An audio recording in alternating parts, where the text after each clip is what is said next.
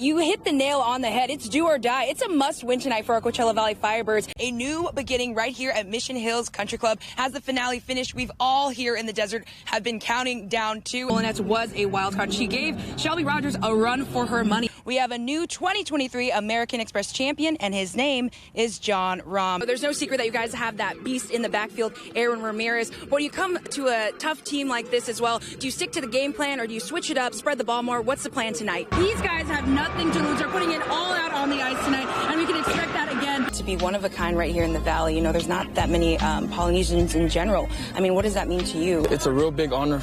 Yeah, Olivia, well, that's absolutely right, because tonight should be even more electric than Monday night. We saw how it was lit up red, but they have a tough opponent. Palm Springs Indians, one big man on the line, Chief Tongafau Palea Faye.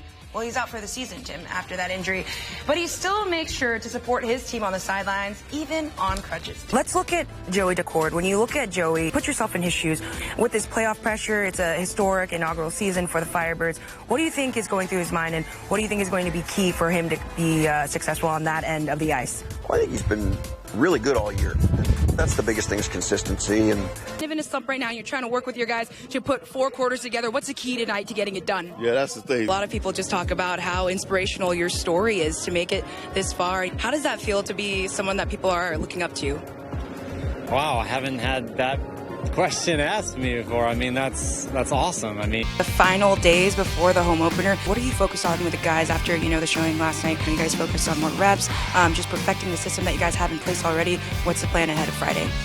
Yeah, good question. Well, things are heating up in March Madness, and yesterday we saw some pretty big upsets, but today might be the biggest upset of them all. Fairleigh Dickinson doing the impossible and coming out with the win and stunning #1 seed. But everyone's still calling you the best player in the world right now. How does that feel?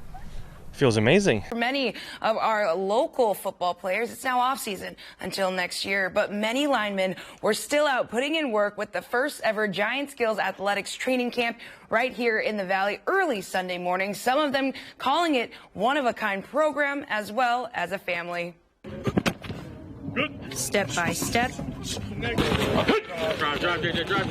block by block. The first ever Giant Skillz Athletics offensive and defensive line training camp made its way to the Coachella Valley. Just to be out here in the Valley, it's awesome. It's our first time out here in the Valley, and to see the turnout that we had today, was with the high school kids, mind-blowing for me. I didn't even expect that number. GSA is run by Chris Talamaivao and Mustafa Johnson, widely known simply as Coach Moose. 2 people who've lived it and are now working to pave the way for the next generations up. My guy, Coach Chris, Coach Brock, Coach Moose, you know, they're really like setting these guys up for success.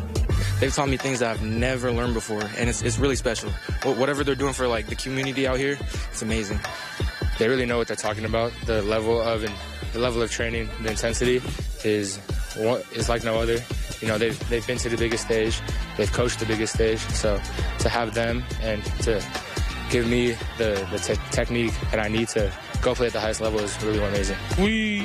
Our belief as far as is training our boys tough, especially in the trenches. So we deal with nothing but the kids in the trenches. The sport is like super. It's violent in the trenches. It's always constant collision.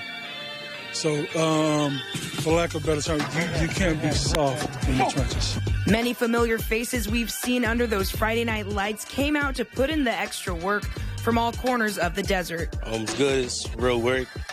They for sure put me to work. They know what they're talking about for sure. Yeah, they're helping out to go to the next level for sure. Because they are my size and they know how to do it at my size. So it definitely shows me, and they tell me how to do it. So it's just to have them out here coaching is amazing. For some, it's their first time.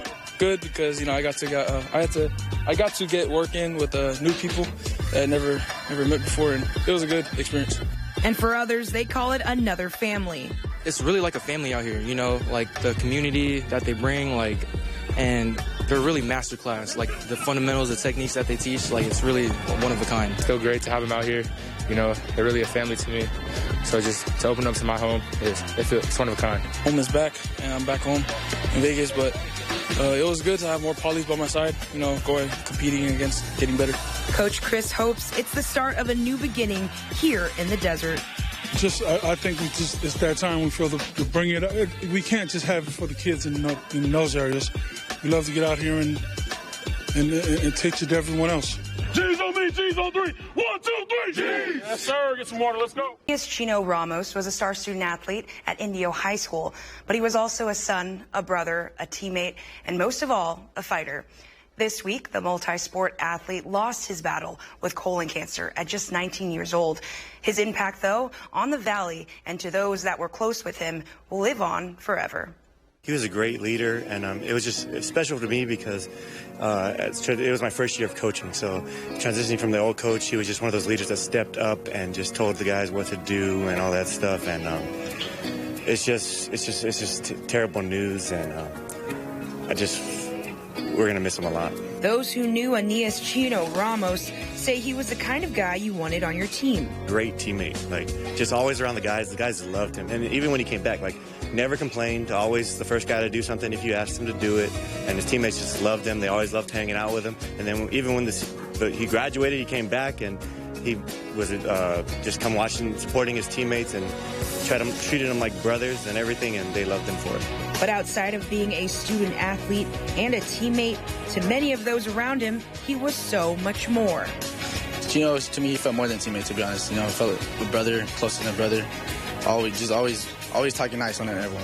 You will never hear Chino talk bad on anyone. The most positive kid I've ever met in my life, you know. Weeks after he was handed his diploma back in 2022, with his eyes set on playing baseball at the next level, Chino was diagnosed with stage 4 colon cancer. Yet he never let the diagnosis impact his positive attitude and outlook on life, which inspired those around him. Big impact on my life, you know. Chino, very positive kid. I would see him always having a positive attitude to me, you know. He's always saying something nice daily. Every time I see him, if I'm feeling down, he's gonna come up to me, cheer me up or something. Practice, he sees me messing up, I'm feeling down, he'll come there and cheer me up. You coach them, you teach them things, but a lot of coaches tell me that they learn so much from these players. What did you learn from Chino? His kindness and just how he respected everyone, and no matter who he was talking to, they always came back like, that they were grateful to meet him and all that stuff, and just gonna miss him. If I had someone to talk to, I would go to Chino. Still, this day, if he was here with me right now, I would. If I had a chance to talk to Chino again, I would. Man, I miss Chino. Man, I wish he was here with me right now.